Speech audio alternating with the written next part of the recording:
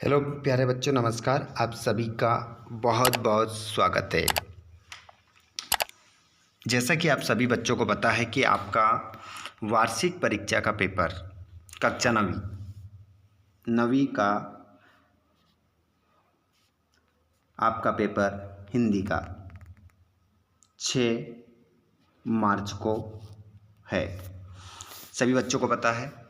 Students, आइए पूरा question paper Madhya Pradesh वार्षिक परीक्षा पेपर एमपी गवर्नमेंट के द्वारा आपका किस प्रकार से क्वेश्चन पेपर बनेगा, पूरा क्वेश्चन पेपर का सॉल्यूशन हम इस वीडियो में देखेंगे।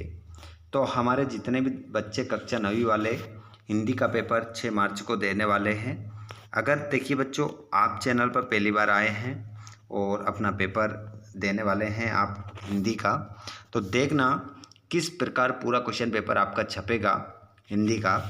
ये अब जब आप पेपर दोगे तब आपको पता चलेगा। तो हमारे सभी बच्चे जुड़ जाइए क्लास में और अपने सभी दोस्तों को शेयर कर दीजिए। देखते हैं हम क्वेश्चन पेपर का पूरा सॉल्यूशन। जैसे क्वेश्चन है पहला, हिंदी साहित्य का स्वर्ण युग माना जाता है। तो यहाँ पर बात हो रही है हिंदी साहित्य की। हिंदी साहित्य का जो स्वर्ण युग जो कहलाता है वो कहलाता है, जो यहाँ पर आंसर लगे हैं ये कोई गलत भी है इसमें, ठीक है। आंसर मैं आपको सही बताऊंगा क्योंकि यहाँ पर किसी ने जो लगाए हैं वो गलत आंसर लगा दिए हैं, ठीक है। तो मैं आंसर आपको यहाँ पर सही बताऊंगा, ठीक है। तो यहाँ पर आपका जो आंसर होगा वो भक्तिकाल सही होगा। दूसरा क्वेश्चन है, कबीर दास की एक रचना है। तो कबीर दास जी की जो एक रचना है बच्चों, उस एक रचना का नाम है, आपका आंसर होगा बीजक। बीजक आप आंसर लगाओगे। काव्य के भेद माने गए हैं। काव्य के जो भेद माने गए हैं बच्चों, वो माने गए हैं दो आपका क्या हो जाएगा, उत्तर हो जाएगा। आगे हम बात करेंगे, जूहरी के साले का नाम था। तो जूहरी के साले का नाम था, तो यहाँ पर जूहरी के जो साले का नाम था उसका नाम था गया। गया आपका आंसर हो जाएगा। शब्दों के सार्थक योग को कहते हैं। तो शब्दों के जो सार्थक योग को कहते हैं तो आंसर क्या हो जाएगा, वाक्य हो जाएगा। इस जल प्रलय में पाठ की विधा है। तो इस जल प्रलय में जो पाठ की विधा है वो है रिपोर्टाज। रिपोर्टाज आपका आंसर सही होगा, ठीक है। जो आंसर मैं आपको यहाँ पर बता रहा हूँ वही आंसर सही है, उसके अलावा आपको कोई दूसरा आंसर नहीं मानना है। चलिए आगे हम देखते हैं अगले प्रश्नों को। तो अगला प्रश्न है आपका, खुलेगी सांकल बंद। तो इस खालिस्तान में क्या जाएगा, द्वार की। द्वार की आपका सही उत्तर हो जाएगा।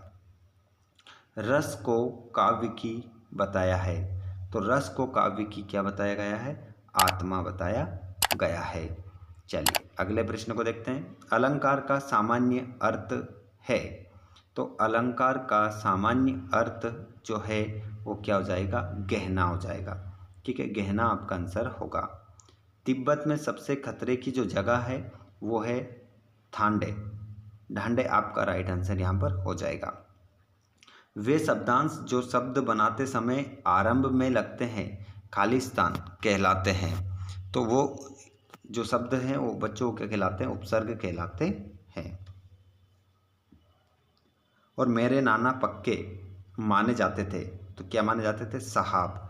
यहाँ पर आंसर है ये आपका साहब लिखा है, थोड़ा आपको कम दिखाई दे रहा होगा, साहब आप ध्यान रखना। अगला प्रश्न है जोड़ी के रूप में। प्रश्न नंबर 3 है, जोड़ी मिलाना है। तो जोड़ी यहाँ पर आपको मैं बताऊंगा, उसी प्रकार आपको पूरी जोड़ी मिलाकर आना है। रस खान, रस खान को आप मिलाएंगे बच्चों सवैये। 3 वर्णों का जो समूह है वो क्या कहलाता है, गण। और 1 अंक की जो रचना है बच्चों उसे आप बोलेंगे एकांकी। संस्कृति तथा शिक्षा श्यामाचरण दुबे। रात का तत्सम क्या हो जाएगा, रात्रि हो जाएगा। और रीढ़ की हड्डी जगदीश चंद्र माथुर। इस प्रकार आप अपनी जोड़ी मिला लेंगे। उसके बाद में यहाँ पर हम देखेंगे, कवि सुमित्रानंदन पंत ने गांव को हरता जनमानस क्यों कहा है। ठीक है, क्यों कहा है तो इसका आंसर मैं बताता हूँ। क्योंकि गांव जो होता है हर किसी को अपनी ओर क्या करता है, आकर्षित करता है, इस कारण से कहा है। अगला क्वेश्चन, विस्तृत कलेवर वाले काव्य को क्या कहते हैं? तो उसे हम क्या कहते हैं, महाकाव्य कहते हैं। ठीक है, आंसर क्या होगा, महाकाव्य होगा। संधि कितने प्रकार की होती है? तो इसका आंसर आपका हो जाएगा 3 हो जाएगा। और लोक में प्रचलित उक्ति क्या कहलाती है? तो वो कहलाती है लोकोक्ति। लोकोक्ति आपका क्या हो जाएगा, उत्तर हो जाएगा।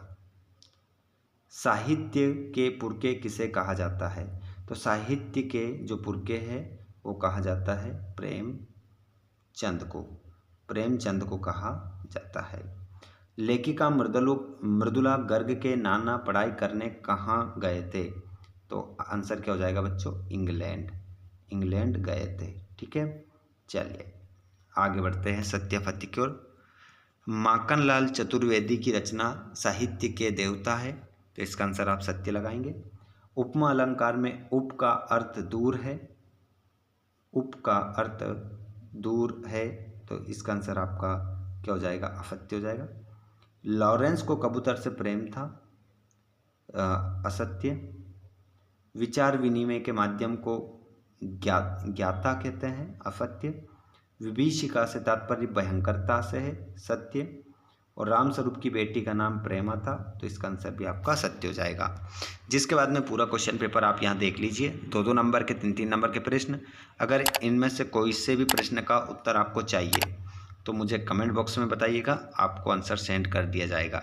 ये सभी क्वेश्चन छंद किसे कहते हैं, अनुप्रास अलंकार किसे कहते हैं, नाटक किसे कहते हैं, यात्रा वृत्तांत के बारे में लिखिए। ये सभी क्वेश्चन हम पहले ही डाल चुके हैं।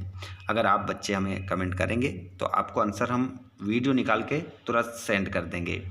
जैसे यहाँ पर क्वेश्चन पूछ लिया है कि आंखों का तारा का मतलब क्या होता है, बहुत प्यारा। वाक्यों में प्रयोग करना है कि राम अपनी माता पिता के लिए आंखों का तारा है। मुंह की खाना मतलब हार जाना। अंग्रेज महारानी लक्ष्मीबाई के सामने अंग्रेजों को मुंह की खानी पड़ी, इस प्रकार से लिख सकते हैं। यहाँ पर 2-2 पर्यायवाची, सूर्य, पेड़, दिन, अमृत, 2-2 पर्यायवाची आपको लिखना है। जैसे कि अमृत को सुधा, अमीय, दिन को दिवस या प्रभात, पेड़ तरु, वृक्ष सूर्य को भानु, दिनकर। जिसके बाद में आगे कोई भी क्वेश्चन देख सकते हैं आप, संदर्भ, प्रसंग, अपठित गद्यांश। पूरा क्वेश्चन पेपर है, ऐसा नहीं है कि आधा अधूरा क्वेश्चन पेपर आपको बता रहा है। अगर आपको लेने पूरे में से पूरे मार्क्स तो देखना पड़ेगा वीडियो को लास्ट तक, जो यहाँ पर आपको बताया जा रहा है। देख सकते हैं पूरा क्वेश्चन पेपर। स्थानांतरण प्रमाण पत्र रट दीजिए। और इस बार आप लोग विज्ञान का चमत्कार, विज्ञान वरदान एवं अभिशाप, इसके भरोसे बिल्कुल भी न रहें। इनमें से भी आप क्या करेंगे, कुछ जैसे कि जीवन में खेलों का महत्व, ये पढ़ लीजिए। ठीक है, और जल का महत्व, ये वाला पढ़ लीजिए। 2 ये भी आपको याद होना चाहिए उसके साथ। विज्ञान वरदान एवं अभिशाप एक बार जरूर पढ़ लीजिएगा, पर उसको आप इसके साथ साथ 1-2 निबंध और याद रखिए, ताकि आपका क्वेश्चन पेपर अच्छे से बन सके। तो ये क्वेश्चन पेपर था आपके लिए ज़बरदस्त। आपका जो पेपर होने वाला है 6 मार्च के लिए, उसके लिए लेकर आए हैं 6 मार्च 2024। तो अगर अच्छा स्कोर करना है तो वीडियो को आपने देखा है लास्ट तक, ज़रूर करोगे। वीडियो पसंद आया तो लाइक कर दीजिएगा, अपने दोस्तों को भी शेयर कर दीजिएगा। धन्यवाद, थैंक्स फॉर वॉचिंग, जय हिंद।